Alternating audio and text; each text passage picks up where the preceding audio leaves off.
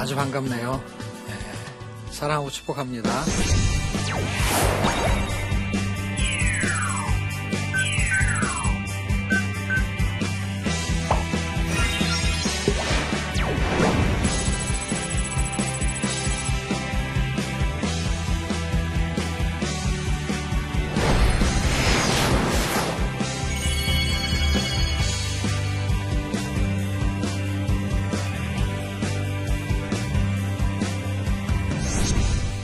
어떻게 성경을 잘 통독할 수 있을까요? 이렇게 하면 도움이 될 것 같아요. 일단 성경 통독을 하려면 성경 통독하는 그 자신의 그 특성을 이해해야 되고요. 또 하나는 성경의 특성을 이해해야 돼요.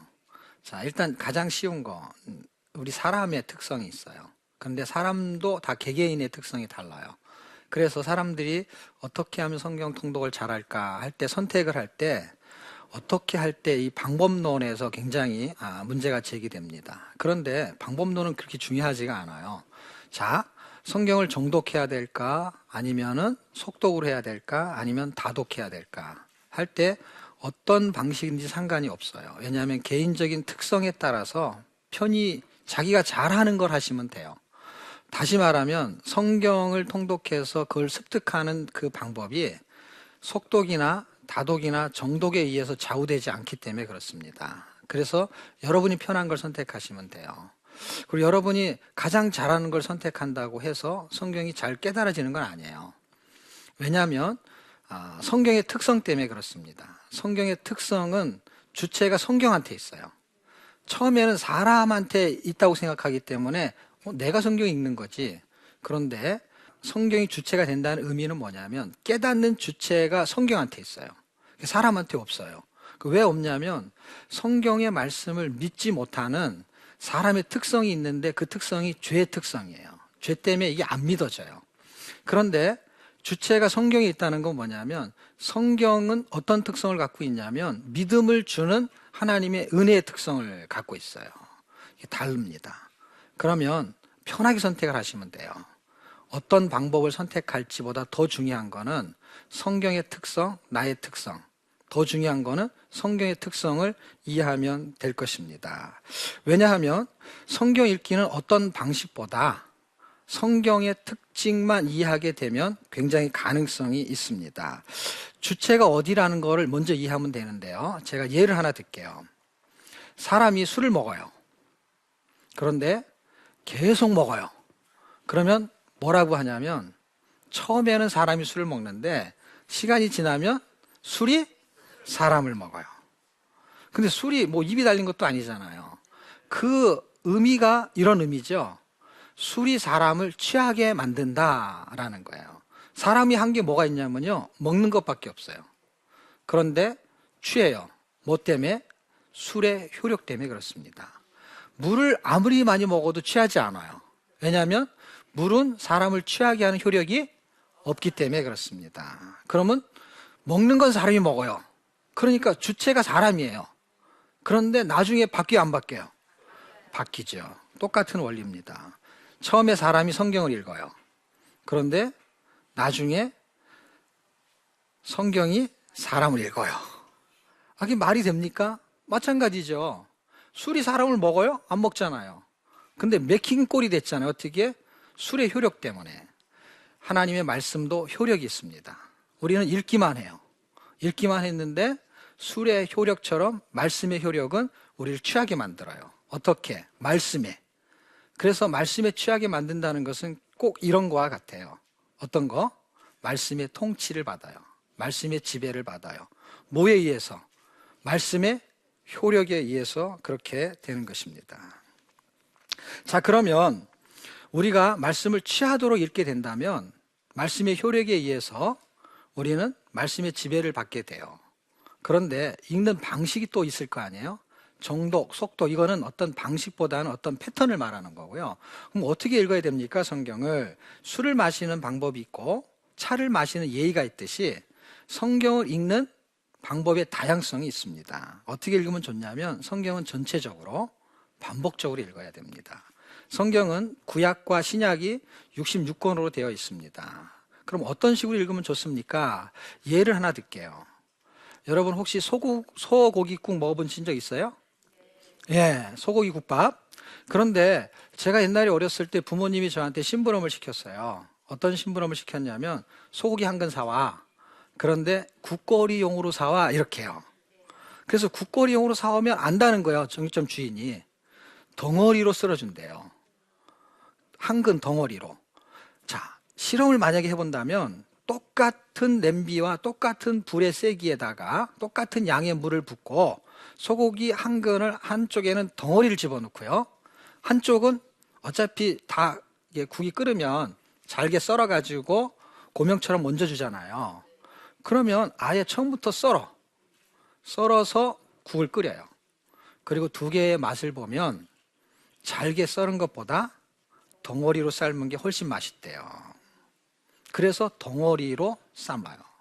그럼 무슨 얘기예요? 성경을 한 권 읽을 때 한 번에 읽어야 덩어리째 먹는 느낌이 듭니다. 성경은 한 권을 통으로 읽는 거예요. 김장한 김치를요, 포기를 50포기, 100포기 이렇게 한꺼번에 통에 담아 저장할 수 있어요. 그런데 포기 수가 많은 것이 훨씬 깊은 맛이 나온다고 합니다. 실제로.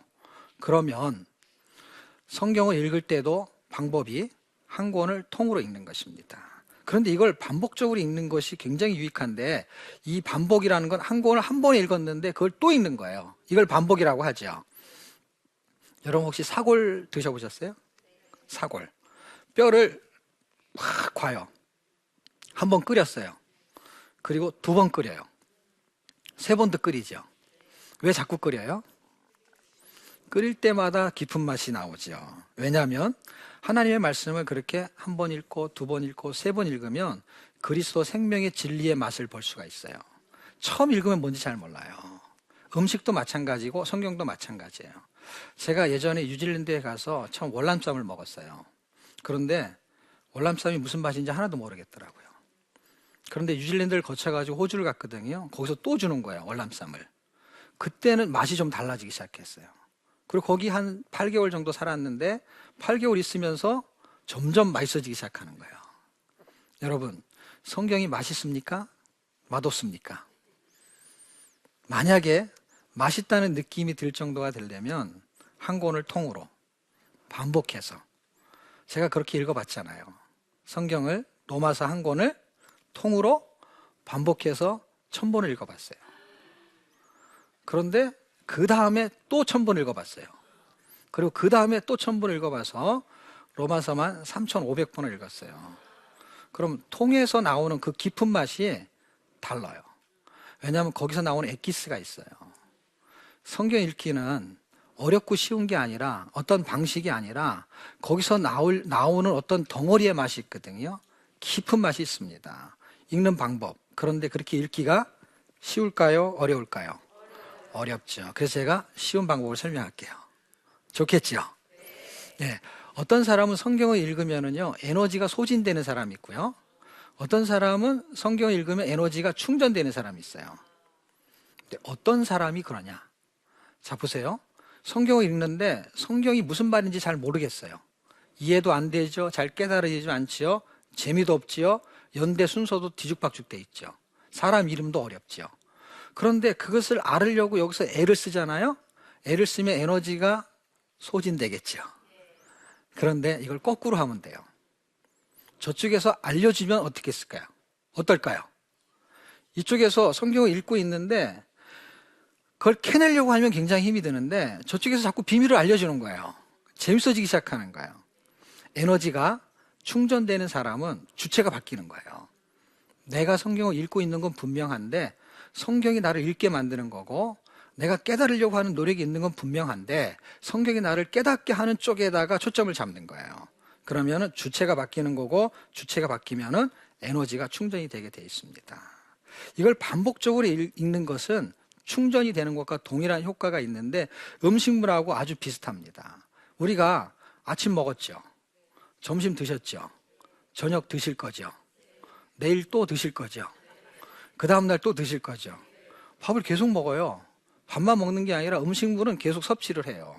근데 그렇게 섭취하면은 섭취를 안 하게 되면 사람이 살 수가 없기 때문에 섭취를 할 수밖에 없습니다. 그런데 그 영양분을 다 알고 먹는 분이 얼마나 될까요? 여러분이 여태까지 드셨던 거, 앞으로 드실 거, 그 내용물에 대한 영양가가 있을 거 아니에요? 그 영양가를 다 알고 먹지는 않아요. 만약에 모르고 먹는다고 가정해도 그 영양가는 내 안에서 발휘가 될까요, 안 될까요? 발휘가 되죠. 우리가 성경을 읽는데 성경이 어떤 에너지가 있는지를 잘 모르고 읽을 수 있습니다. 왜? 무슨 말인지 모르니까요.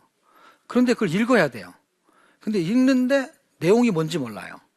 그럼 여러분이 밥 드실 때 정말 영양가가, 이게 비타민C가 얼마나 있고 비타민 D가 얼마나 있고 이걸 모르는데도 막 드시잖아요. 그런데 성경도 몰라도 괜찮아요. 왜냐하면 드시게 되면 성경에는 분명히 우리가 몰라도 영양가가 있어요. 예수를 만나고 믿으면 구원이 발생하고, 그리고 그분이 믿어지면 구원의 삶을 살 수 있는 하나님의 은혜가 흐른다는 것을.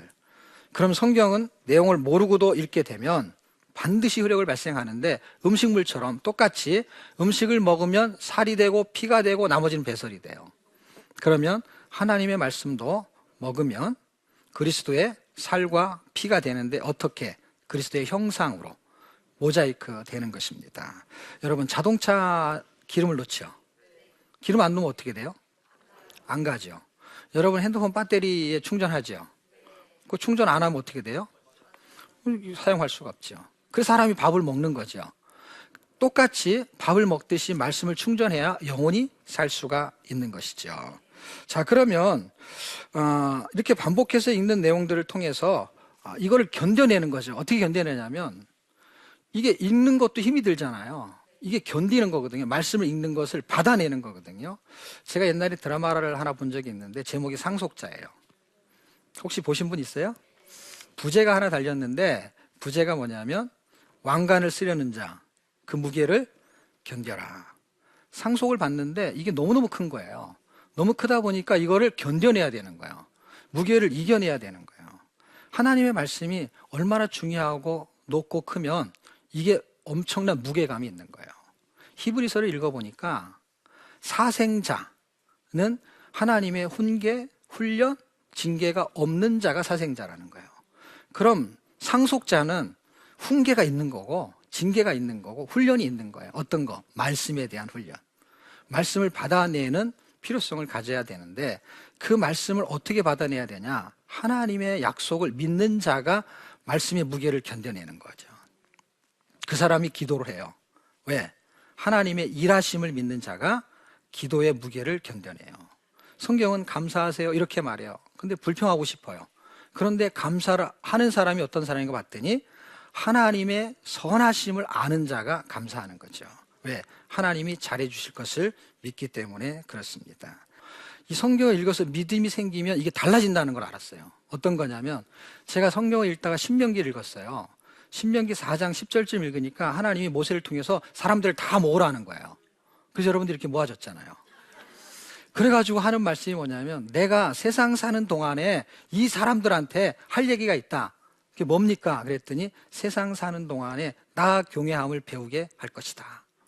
하나님 경외하는 게 인생의 목적이라는 거예요. 신명기 6장으로 가니까 쉐마 이스라엘, 들으라 이스라엘, 어떻게 하나님을 경외하고 사랑하고 섬기는 것이 인생의 목적이라는 거예요. 제가 이것이 사실인 줄 알았는데 그전에는 믿어지지 않았어요. 근데 성경을 1000번, 2000번 이렇게 읽으면서 하나님의 말씀이 사실이 믿어지기 시작했어요. 믿음이 생기면 뭐가 생기는 줄 아세요? 실천으로 움직이게 돼 있어요. 제가 하나님의 말씀이 믿어지기 시작했어요. 아, 세상 사는 목적은 하나님을 경외하는 거구나. 그러면 하나님을 경외하는 건데 자녀들에게 가르치라는 거예요. 지금 신명기 4장과 6장은 너희 자녀에게 부지런히 가르치라는 거야. 아, 그때부터 제 마음이 하나님의 자녀로 키워야 되겠다. 그리고 그 자녀에게 네가 세상 사는 목적이 하나님을 경외하는 거야. 이걸 가르쳐야 되겠다 해서, 우리 아이가 세 아이가 있는데요. 세 아이 중에 첫째 아이가 초등학교 5학년 때 학교를 그만 다니게 하고, 저하고 뉴질랜드하고 호주를 같이 갔어요. 1년 동안을. 가서 거기 가면은 아주 경치가 참 좋은 데가 많습니다. 그 바닷가에 아주 그 경치가 굉장히 좋은 곳에 그 아이하고 저하고 이야기를 하는 거야. 아빠가 널 여기 데리고 왔는데 사실 아빠는 너를 책임질 수가 없다. 네 인생을 책임지실 분은 하늘에 계신 아버지야. 네 인생은 거기다 맡겨야 돼. 아이가 지금 몇 살이에요? 5학년이면 10살, 11살밖에 안 됐어요. 애가 어리둥절해가지고요. 뭐라 그러는지 몰라. 무슨 말인지 몰라요. 근데 그 아이가 커가지고 지금 미국에 살고 있거든요. 그런데 우리 아이 세 아이들이 다 검정고시를 쳤어요. 예, 형편이 어려워서 학교를 못 보냈어요. 거짓말 같죠? 예, 반은 거짓말이고 반은 정말이에요. 그런데 뭐 때문에 아이들을 학교를 안 보냈냐면 학교에 가서 공부하는 것이 잘못되다고 생각한 것이 아니라 학교에 가니까 성경 읽을 시간이 없었던 거예요. 그래서 이 아이들에게 어릴 때부터 뭘 가르쳤냐면 성경 읽히고 성경을 암송시켰어요. 근데 처음에 암송시킨 게 뭐냐면 산상수훈. 다 아시죠? 마태복음 5장, 6장, 7장 다 외우면 한 103절에서 106절 정도 돼요. 100절 정도를 넘게 외우잖아요. 그럼 용돈으로 5만 원을 줬어요. 그런데 영어로 외우면 10만 원을 줬어요. 근데 영어를 잘 안 외우더라고요. 예. 빌립보서, 골로새서 다 외웠어요, 아이들이. 그런데 초등학교 1학년인 그 막내 아이가 있었어요. 남자아이가. 그 아이가 초등학교 2학년 때 이걸 산상수훈을 외우고 있었어요. 그런데 산상수훈을 외우고 있을 때 우리 집사람이 이 아이가 초등학교 1학년이니까 만 5세에 또 들어갔어요. 특례 입학. 우리를 왜 학교를 빨리 보내냐면 돈이 없어서. 왜 그러냐면 어린이집 가면 돈을 내야 되잖아요. 근데 학교에 가면은 무상교육이잖아요. 그래서 학교 일찍 보내는 거예요. 어떻게 해서? 글씨만 읽혀가지고 보내요. 학교를 갔는데 맨날 빵점만 맞아. 집에서 맨날 뭐 하냐면 성경만 읽어. 암송을 해요. 산상수훈을 내가 외우고 있었어요. 근데 아이한테 우리 집사람이 학교 갈 준비를 시켜야 되는데 애가 어리니까 유치원 수준이잖아요. 이거 준비물을 잘 챙겨가지를 못해요. 그래서 매일 챙겨가라고 어떻게 해요? 준비물 챙겨가라고 맨날 잔소리 하는 거야, 저녁마다. 근데 하루는 얘가 뭐라 그러냐면 내일 일을 염려하지 말라. 한날의 괴로움은 그날의 족하니라. 정말로 그렇게 했다니까요. 암송한 게 생각난 거예요. 내일 일을 염려하지 말라. 그렇게 하고 6년이 지났어요. 중학교 1학년이 됐어요. 지금 3학년인데 그때 중학교 1학년이 돼가지고 아이가 성적표를 받아왔는데 그 성적표를 읽어보니까 뒤에서 두 번째야. 앞에서 두 번째면 좋은데 뒤에서 두 번째예요. 그래서 제가 그랬죠. 너 꼴찌했구나. 그랬더니 막 화를 내는 거예요. 왜냐하면 자기 뒤에 뭐가 하나 있잖아. 꼴찌라는 거는 맨 뒤가 꼴찌잖아요. 그래서 꼴찌에서 두 번째. 막 화를 내가지고요. 우리는 자존감이 되게 높아요. 예, 꼴찌 아니라는 거죠. 그래서 그 아이는 내일 일을 염려하지 않아요, 지금도. 그래서 우리도 걔를 염려하지 않아. 왜냐하면 하나님이 염려하시겠죠. 예. 사람도 이렇게 말합니다. 자녀를 어떻게 키웠습니까? 두 아이가 미국에 가 있어요. 근데 어떻게 키웠습니까? 물어봐요. 홈스쿨링을 물어봐요. 왜냐하면 학교를 안 보냈으니까. 그런데 우린 이렇게 대답합니다. 홈스테이라고. 집에서 해준 거는 뭐냐면 먹여주고 재워준 것밖에 없어요. 학원도 안 보냈어요. 그럼 검정고시 치는 아이들이 학원 안 가고 집에서 다 검정을 치렀어요. 둘째 아이는 재밌게도요. 중학교 3학년 나이에 대학에 들어갔어요. 대학에 들어가가지고 3학년을 올해 마쳤어요. 3학년 1학기를. 올 8월에. 그리고 올 8월에 미국에 갔어요. 근데 수업을 따라가는 게 중학교 3학년 아이가. 점점 점수가 높아져요. 대학교 1학년 1학기 때요. 점수를 B학점을 맞아왔어요. 근데 그 아이가 레포트를 쓸 때 앞에다 표지를 쓰는 방법을 모르는 아이예요. 왜냐하면 중학교, 고등학교를 안 다녀봤잖아요. 초등학교만 다녀봤잖아요. 그리고 나이가 중3 나이에 대학교 1학년이 됐어요. 이걸 따라가는 거예요. 근데 지금 로마서를 지금 16장까지 암송을 하고 있거든요. 미국에서. 물론 산상수훈 다 외웠고요. 성경을 읽고 외우면 머리가 좋아진다는 걸 알았어요. 그리고 학교 수업을 따라가요. 대학생 수업을 따라간단 말이에요. 미국에서 그 수업을 따라가요. 지금 그 아이는 나이가 18살밖에 안 됐어요. 그런데 어학연수를 하고 있고요. 그리고 큰 아이도 물론 대검을 보고 대학에 들어갔어요. 1년 일찍.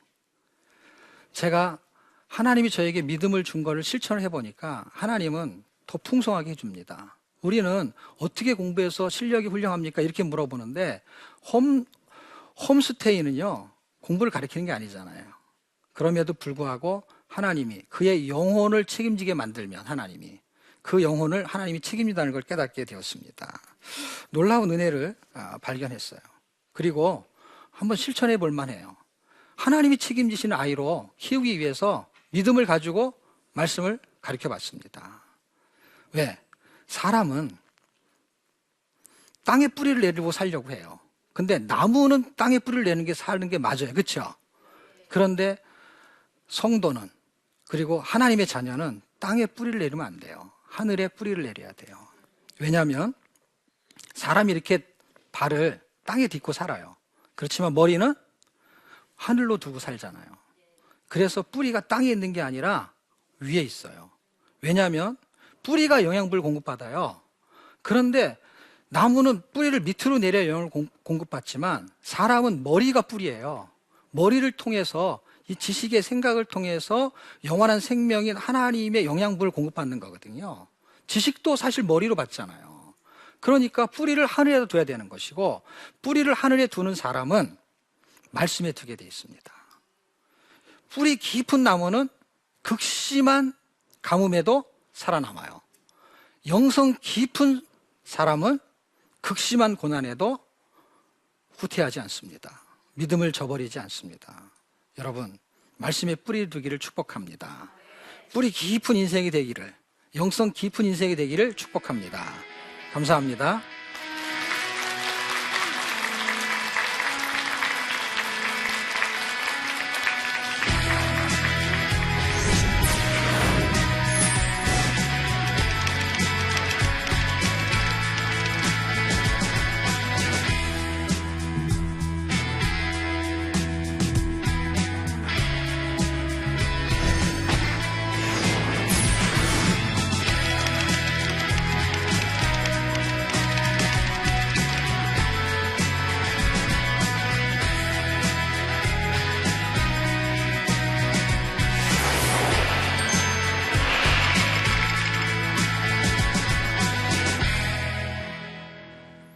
예, 오늘 강연 듣고 질문하실 거 있습니까? 예. 봉천동에서 온 한혜림이라고 합니다. 성경을 읽다 보면 레위기는 항상 좀 어려워서 통독이 실패하게 되는데요. 잘 읽을 수 있는 팁이 있다면 좀 알려주세요. 예, 팁이 없습니다. 예, 잘 읽을 수 있는 팁은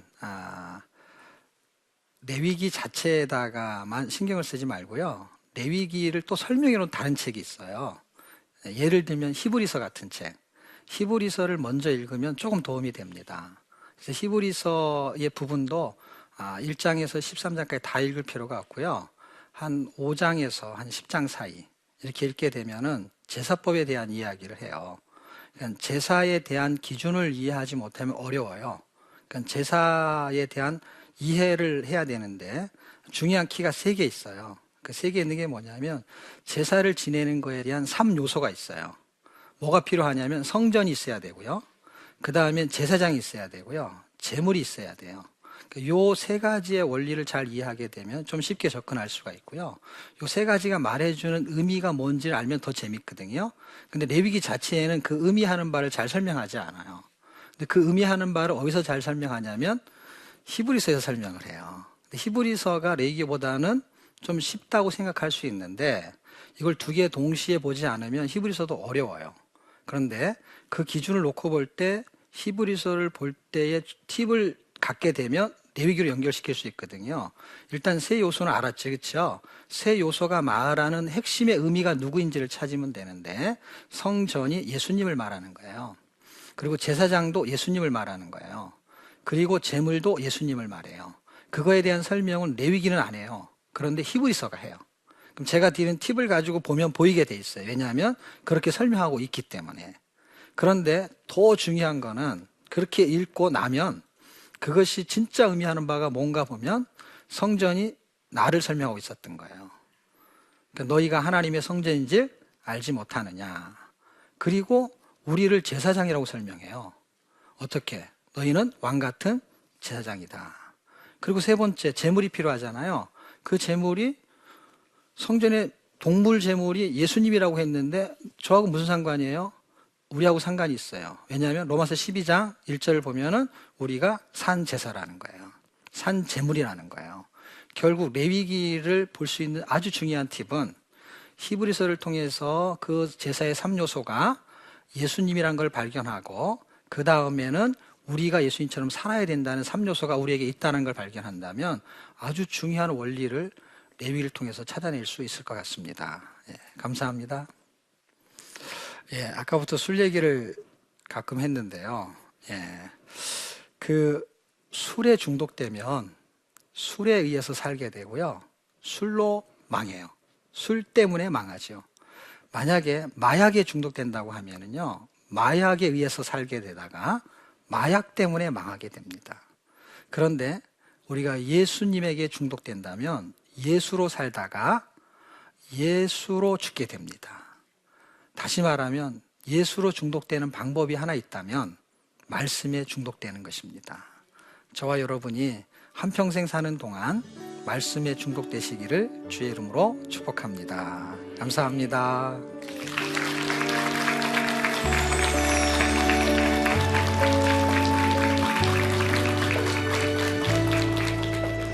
제가 바오밥집을 하면서 너무 감사한 건 뭐냐면 하나님과 저와 사랑하는 관계고 우정의 관계고